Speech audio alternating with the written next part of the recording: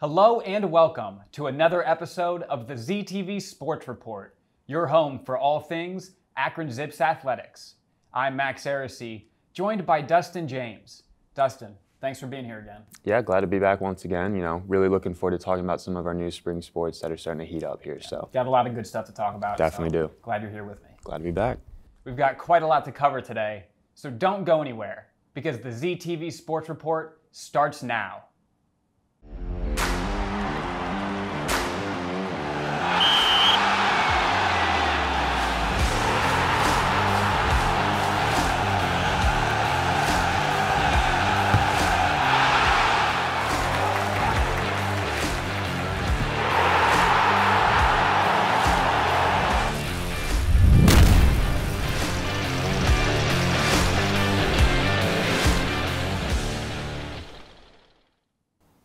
We dedicated a solid chunk of our last episode to discussing what the men's basketball team would need to do to beat Kent State back on February 11th. We're going to take it over to Josh and see if they were able to bring home the Wagon Wheel. What's up, everybody? It's Josh, and I'm back with some more men's hoops. Let's get into it. I got something special for y'all today. We got some nice competitive rivalry basketball as the 15-9 Kent State Golden Flashes travel to Akron to take on the 16-7 Zips. And coming into this one, you already know Kent's man to watch gotta be Sincere Carey. Last time these two teams matched up, Carey had 32 points to carry his Flashes to a 67-55 point dub. And for the Zips, this one's all about get back. Last time the Wagon Wheel was on the line, they couldn't get it done, but now they're coming off a 3-game win streak and they're back in the jar. Let's see how this goes. Coming off the tip, it was 3-ball after 3-ball after 3-ball. The Flashes were not afraid to let it fly in the first half. They had some great ball movement and they set up some real quality shots, and they definitely took advantage. But as expected, the Zips weren't about to just let them run away with it. Brian Trimble Jr. came with a couple threes of his own, doing what he needs to do to keep this a close game. After Trimble got his couple buckets, we all knew we had a great game on our hands. Sincere Carey started doing what he does best too. He had a nice little step back, Jay, and then the next time the Flashes were on offense, he split a double team and finished at the cup for 2. This was enough for Kent to hold on to their lead. And even though Kent was able to come out hard on offense and take an early lead, this Zips team showed how much fight they really have. They weren't going to let Kent run away with this one, and they were able to get some easy buckets down low as they pounded the paint. And games that start like this normally don't finish like this. We had a nice back and forth all game. For Kent, Carey did his thing all game. He shot 7 for 12 from the field, hit 4 threes, and ended up having 19 points, leading his team. And for the Zips, you got to look at the big man, Enrique Freeman. 21 points on 8 for 10 shooting and 13 boards. The man balled out. And these big performances are what really made this game come down to the wire. With 19 seconds left, Xavier Castaneda hit a 3 that brought the Zips within 1. And when I say this game came down to one final play, I mean just that. The Zips get the board following a missed free throw by Carey. They decide they want to put it in Castaneda's hands. Brings it down, ISO, he's looking for a play. They bring a double, so he splits it. He shoots over Carey, and it doesn't fall. The Zips lose. Final score, Akron 64, Kent State 66. And for the Zips, this one was just a tough loss. It always sucks to lose the close game, but a rivalry game on top of that just makes it so much worse. And on paper, you could argue that they outplayed Kent. They snagged more boards, had a higher field goal percentage, and had more assists. But at the end of the day, that last shot didn't fall, and they ended up on the wrong side of this one. This is Josh Feaster with the ZTV Sports Report. Peace.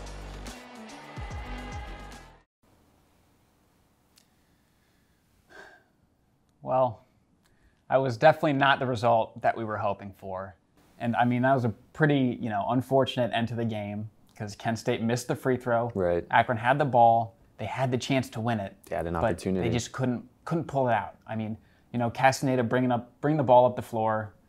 He was definitely feeling himself a little because he just made a 3, which I think was one of the reasons he was, he was taking that ball up with the intent to shoot. Right. But I mean, it was unfortunate. He had Ali open around the perimeter. Just unfortunately couldn't see him in time.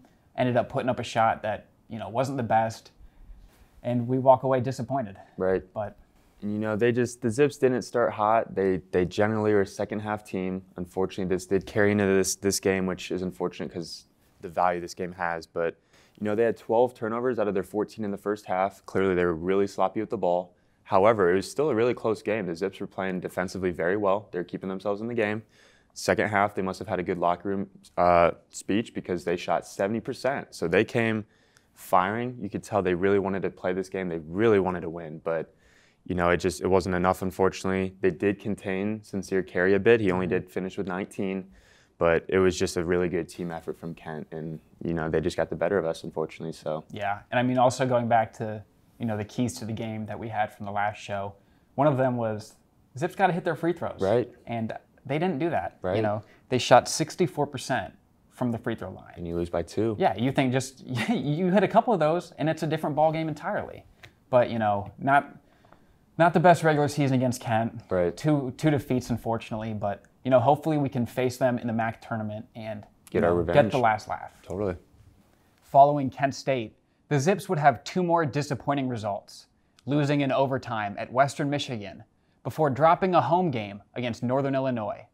However, they were able to bounce back with 4 straight wins, beating Eastern Michigan, Bowling Green, Ohio, and Ball State. They currently sit with a record of 20-9, going 13-6 in the conference. They have 1 regular season game left, a home matchup against Central Michigan on Friday, March 4th. Now, let's see if the women's team fared any better against Kent. On Saturday, February 19th, the Akron Zips women's basketball team hosted the arch-rival Kent State Golden Flashes. The Zips entered the game holding an overall record of 12-8, while the Flashes came in at 16-7 on the year. Reagan Bass puts the Zips on the board first with an assist by Jordyn Dawson. Bass was the second leading scorer for the Zips with 18 points plus 9 rebounds. Once again, Jordyn Dawson dominated both ends of the floor as she led the way with 30 points. Dawson also led both teams with 4 assists, 4 steals, and 2 blocks, with an additional 8 rebounds. Dawson continues to prove that she's the best player in the Mid-American Conference. Kent State's Katie Shoemate nails this triple as she would lead the Golden Flashes starters with 15 points. As a team, the Golden Flashes went 7 for 22 from the perimeter, good for 31.8%. Meanwhile, the Zips went 4 for 17 from behind the arc, only hitting 23.5% of their triples, including this one from Lane Farrell. The Zips had 15 total takeaways, including 9 steals, which helped keep the Zips ahead throughout most of the game. Kent State was led in scoring by Casey Santoro, who came off the bench with 17 points. Santoro went 4 for 9 from the field and hit 3 of her 6 shots from downtown. The Zips led by a score of 36-31 at halftime. Coming out of the half, the Zips showed defensive dominance early on with blocks at the rim from Lane Farrell and Reagan Bass. Collectively, the Zips totaled 5 blocks on the evening, preventing the Flashes from taking any sizable lead. The Zips were only able to score 9 points in the third quarter, but came back out strong in the fourth with 28 points thanks to Jordyn Dawson's exceptional performance. Dawson went 12 for 22 from the field, in addition to going 5 for 8 from the free throw line. Dawson also got scoring help from Kendall Miller, who scored 8 points off the bench, including this layup off a steal from Mariah Modkins. The Zips would lead by as much as 12 points during the game, before Kent State slowly started to come back with several late triples. Casey Santoro took control for Kent State by hitting this step-back jumper from deep. Santoro also assisted Claire Kelly, who hit this 3 from deep in the jar. Despite the late surge by the Flashes, the Zips would walk away with the 73-64 victory to complete the sweep against Kent State. The Zips win streak continues to 4 games as they soar up in the standings to 13-8, while the Flashes fall to 16-8 overall. This is Dan Groen with the ZTV Sports Report, and thank you for watching. Thanks, Dan, for the coverage, and thanks to the women's team for bringing home the victory, a win that gives them a perfect record on the season against Kent. It was nice to know that, obviously biggest game of the year by far. It was nice to know that the Zips, they were very aware of that, and They came out ready to play, ready to bring home the victory, and that's what they did. Great game from Jordyn Dawson. Usual. As always, I feel like we say her name a bunch on this program, but that's definitely a good thing. 32 points on really solid efficiency. But, she wasn't the only one. Reagan Bass had a real solid game. just nice all around. And then, the Zips, they came out pretty hot in the first. They took an 8-point lead. Through the second and third quarter, though, they kind of got a little lackluster offensively. They had a really poor third quarter. They only put up 9 points. But then that fourth quarter, they knew what they needed to do. They came out, they tripled their point value from that third quarter. They put up 28 in the fourth. And, they just really pulled away from Kent. They never opened the door for them again. And they got the win. That was huge. So. Yeah, it was very nice to know that after a pretty lackluster third quarter, the Zips played, arguably one of their best quarters on the season in the fourth. Right. They really wanted to win, and that's what they did. Right. Leading into the Kent game, the Zips pulled out double-digit victories against both Eastern Michigan and Central Michigan. Following it, they had a close defeat at the hands of Ohio, and then an even closer win against Bowling Green, before getting their revenge on Ohio with an 11-point victory just 5 days after their first matchup. The team's most recent game, however, was also their most regrettable, as they fell to Buffalo at home by 26 points. Despite that defeat, the team still holds a record of 15-10, going 12-7 in the conference. Like the men's team, they also have one game left in their regular season, as they will host Miami on Saturday, March 5th. Best of luck to both teams as they gear up for the MAC tournament. It's time for a commercial break now, but when we come back, we'll be taking a closer look at Jordyn Dawson, a key player who has helped make this season's success possible. Stay tuned.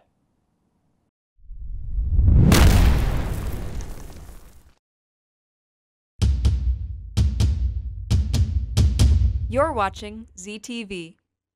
Hi, my name is Jamil Mills. And I'm Trevor Vineyard. And you're watching Disney Akron Channel. After What? Wait, what show is this? This is After Hours. Oh. Where do you think you are right now? Well, Disney World. No. What is this? Shh, don't ruin this for me. My name is Jamil Mills. I didn't even say anything. How did you already frame?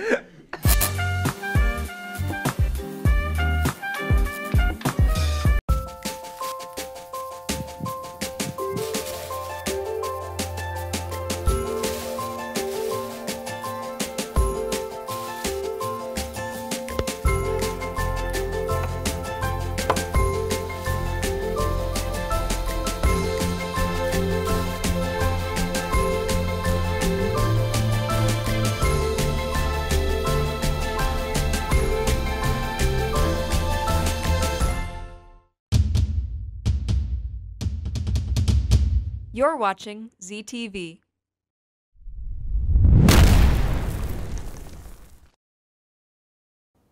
It is undeniable that senior Jordyn Dawson has played a huge role in leading the women's basketball team to success this season. Here's Drew, who will take a closer look at both her game and accomplishments.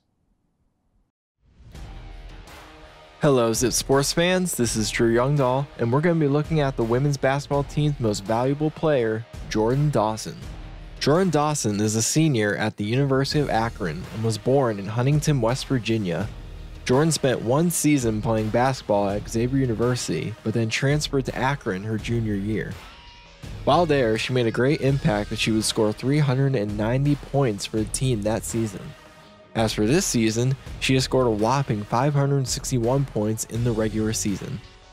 One game where she scored a lot of points for the women's team was the Toledo game on New Year's Day. Despite them losing, Jordyn scored 30 out of the 58 points the Zips scored that game. Like here, where she makes an awesome three-pointer. And here, where she steals the ball from the Rockets and takes it all the way to the basket for the layup. Talk about play. Along with points, she also has a great amount of rebounds. She has received 236 rebounds this season, 50 offensive and 186 defensive. In the women's home match against Eastern Michigan, Jordyn got 18 rebounds, the most she has gotten per game this season. On average, Jordyn has scored 22.4 points a game, as well as 9.4 rebounds, 4.2 assists, and 3 steals. She was 7th nationally in scoring with 22.4 points a game and 8th in the NCAA with steals. Her performance is definitely not going to notice, as she just recently was awarded the MAC Player of the Year and MAC Defensive Player of the Year. 2 awesome awards that she very much deserves. Jordyn Dawson is without a doubt the most essential player of the women's basketball team. The Lady Zips would not be where they are without her.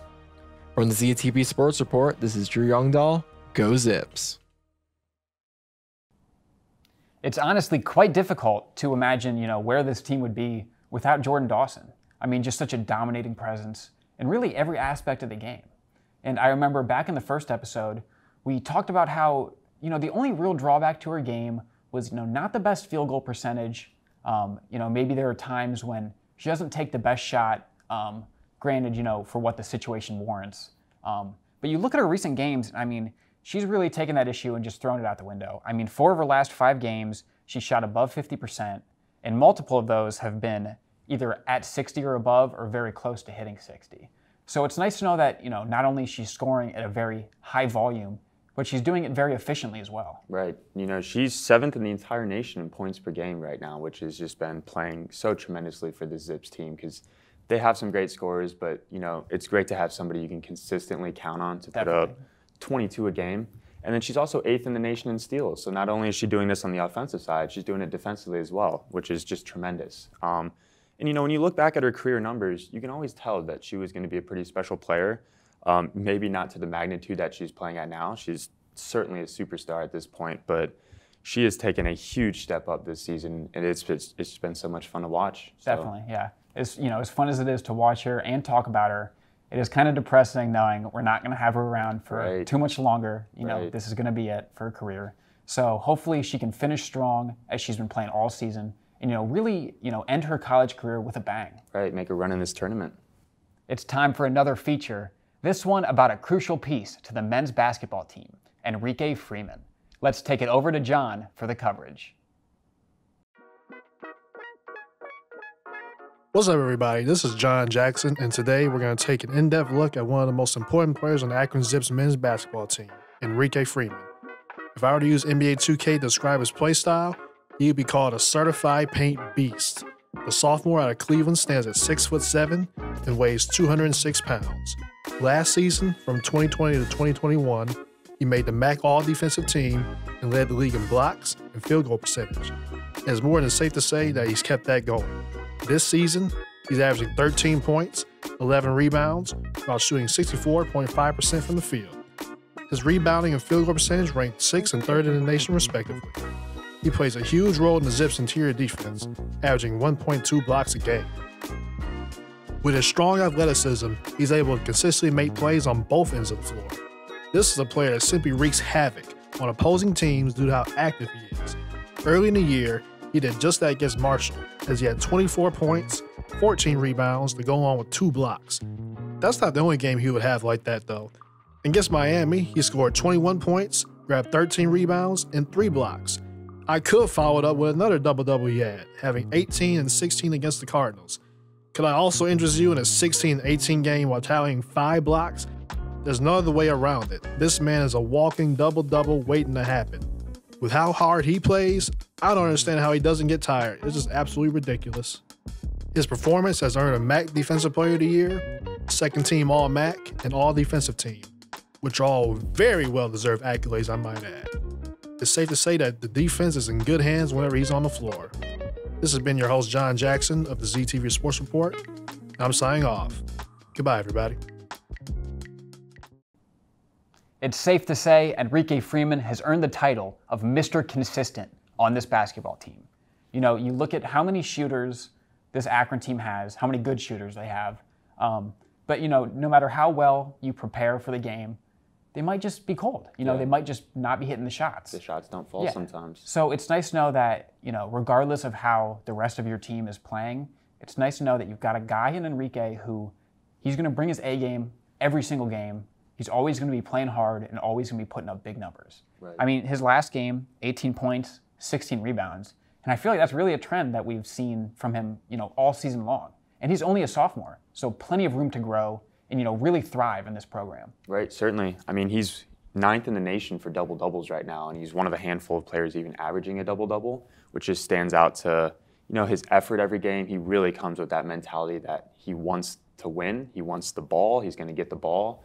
And, he's shooting 64% from the field as well. So when you have someone shooting that well, as being such a big presence defensively in the paint. It's just going to do tremendous wonders for your team on both ends of the court. And, you know, he was a walk-on for this team, which I can't believe we got so lucky, if we're being real. Now we have one of the best players in the MAC, so and he's only a sophomore. Yeah, it's very comforting to know that, you know, you've got such a reliable player that you can count on game in and game out. Right. And, you know, we're both excited to see how he performs moving forward. Right, see how he develops. It's now time for our last commercial break, but we'll be diving into the hot seat right after this.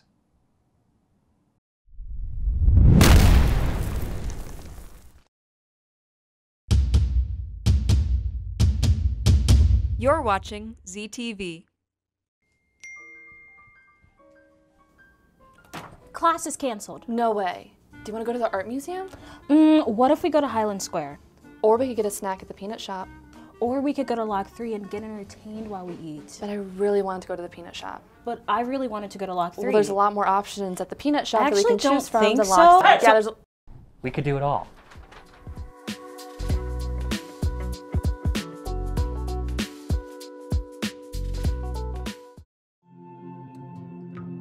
When I was growing up, my mom was extremely tidy. We were trained to put things back where we got them from.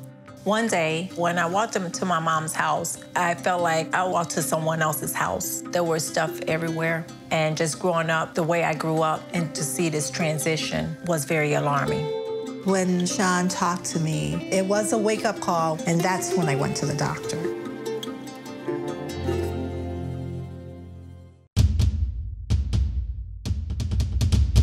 You're watching ZTV.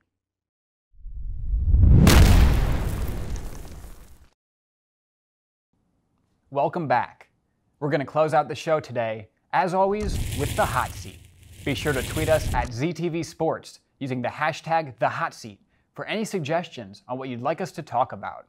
We've spent a lot of time so far this season covering basketball, but it's time to dip our toes into the next wave of Zip sports. Baseball, softball, and women's lacrosse have all just begun, so let's talk about how their seasons have started and how we can expect them to play out. Starting with lacrosse, definitely, you know, not the best start in the world, but definitely, you know, respectable. Right. Currently sitting at a record of 2-4, opened up with a nice win over St. Bonaventure, dropped a couple after that, unfortunately, but they managed to come back. In their fourth game, they had an 11-6 victory over Kent State. Right. So it's nice to know that, I mean, because you think even this early in the season, the Wagon Wheel matchup is going to be one of, if not their biggest game of the year. Every year. So it's very nice to know that they, you know, came out of that with the win. And, you know, talking about that game, you got to talk about Noelle Boyd. That's a sophomore who scored 6 goals that game on 6 shots, which is, efficient. I mean, that's remarkably impressive. Right. She's actually the team point leader currently with 15. She has 12 goals and 3 assists. And then on that topic, you've also got to mention Alexis Kiefer, who has 12 goals of her own. Those are really the 2, you know, offensive leaders of this team. And Kiefer, she was actually named the MAC Offensive Preseason Player of the Year. So, you know, very impressive, and we know what she's capable of. Right, and hitting right on that as well. You know, Julia Frombach was awarded the Defensive Player of the Year award, and last year she was second in the MAC for caused turnovers, so you could see where they're getting that idea from, and she's already off to a great start this season, which is great to look forward to. But there's a couple areas that the Zips, I think, could improve upon from last year that would make a big standout for this season. You know, last year they were the second worst in the MAC for turnovers, and they were 5th for points per game. So when you're not scoring very often and you're turning the ball over, it's going to be tough to win. So they're going to have to get that turnaround. But there's a couple positives to look at. They were second for caused turnovers, and they're also second for ground balls. So that shows that they're physical for the ball. When the ball's on the ground, they're aggressive. They're not just sitting back, being patient, waiting for the other team to get it. You know, they're going for it and they're being aggressive. Definitely. So yeah, it's definitely a comforting thought knowing, you know, just how much talent is on this roster and knowing that, you know, they can really play at a high level. So hopefully we see that as the season progresses. Right, certainly. Moving on to softball, can't say they've had the best start to the season. Currently sitting at a record of 0-9. But I will admit, I don't think that tells the whole story. Right. They have had some really tough competition in those games. I mean, they played Pittsburgh, Northwestern, Wisconsin, Penn State, and Clemson. Those are all really major programs. And, you know, especially being a mid-major school like Akron, you know, that's some big competition. But, you know, you'd like to at least pull out at least one of those with a win. Granted, they did only lose to Wisconsin by 2. They only lost to Penn State by 1. So they've definitely been getting close. But, the fact that they haven't gotten a win on the board yet is, definitely not the best point and something that the team probably isn't very happy with at this current position. Right, and unfortunately, it seems like they're kind of carrying over a couple issues they were battling last season. Last year they had the worst batting average, batting .215. This year they're still ranked last, only hitting .134. Yes, it is early in the season, but not numbers you really like to look at there. As well, they scored the least amount of runs in the MAC. They unfortunately had the lowest OBP, and they carried the lowest fielding percentage. So offensively and defensively, you're kind of slacking there. Pitching, their ERA was middle of the pack, but unfortunately they did have the second most walks and the first most hit by pitches. So they're just giving away free bags like it's their job, unfortunately. So yeah, I mean, yeah, not the best stuff to talk about, but hopefully they can pick that game up a little bit and get some wins on the board. Right. So finishing with baseball, I feel like you've got to preface that conversation by pointing out that it is a very new program. They were gone for a pretty substantial period of time. Right. Just coming back, they're in their the third year, season. Yeah.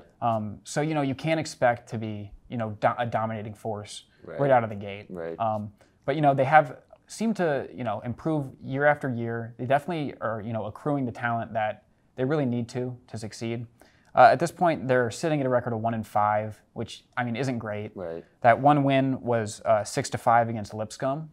And they actually followed that up with just a one-run loss against Georgia. They lost 1-0. Some tough competition there. Yeah, and that's a bit of a, it's kind of a conflicting point of conversation with that Georgia game, because obviously the defense and the pitching was there, and it was tremendous. But get the bats going. If you don't have the offense, it doesn't matter. You got to have your offense and defense working in conjunction with each other to succeed, and we really haven't seen that as much as we would have liked to. Right, and looking to improve on some of those things. Last year they did carry the 10th worst batting average in the MAC.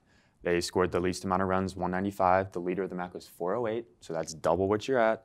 Unfortunately, they had the worst slugging, 11, so they're just not hitting the ball with much power and damage. And at the same time, their pitching last year was 11th as well, but they were second in the MAC for walks and first for hit by pitches. So just like the softball team, they're giving away too many free bags with just not putting the runs up with it. So you're beating yourself, really. Yeah. I feel like all three of these sports, they definitely have the potential to perform pretty well this season. Right. And hopefully we see that as we move on. Right, yeah. And with that, it's time to wrap up another episode of the ZTV Sports Report. Be sure to follow us on Instagram and Twitter at ZTV Sports, and subscribe to our YouTube channel at ZTV Sports Report. I'm Max Erisey. I'm Dustin James. Thank you for watching, and go Zips.